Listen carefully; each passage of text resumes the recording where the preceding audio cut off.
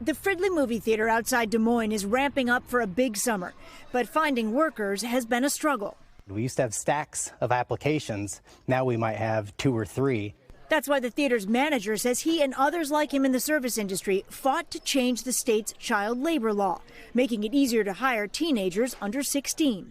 A lot of the part of the Iowa Code that dealt with child labor was written as far back as 1906. State Rep Dave Dio helped to get a new law passed. I think this is really more about giving students the opportunity, if they want to, if they could work a few more hours for 1 or 2 evenings. Iowa's new child labor law allows kids under 16 to work more hours in a single day and as late as 9 p.m. during the school year, up to 28 hours a week.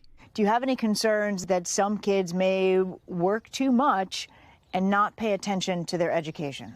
We didn't increase the number of hours per week. We've left that the same. But it does mean that a 14-year-old could work from 4 until 9 every day after school. What I'm concerned about are children whose families are facing economic desperation. Jen Schur is a labor activist who says kids under pressure to make money for their family could drop out of school. It puts them in a high-risk category for their grade suffering, high-risk category for not completing high school. And critics also say the bill relaxes the rules around where kids can work, including allowing light assembly jobs. Iowa is not alone. In the last 2 years, 14 states have introduced legislation to loosen child labor laws. 5 have passed it.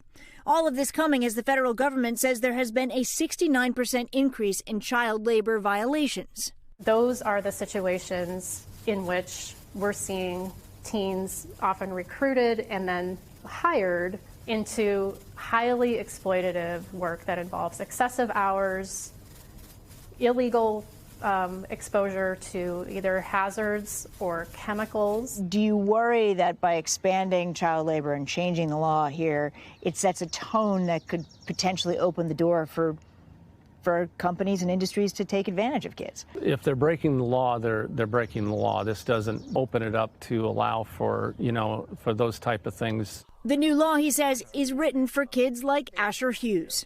What are you saving up for? Mainly a car right now. A car? Yeah. The 15-year-old works at that movie theater. I'm fine with him working as much as he wants to work, as long as his grades are up.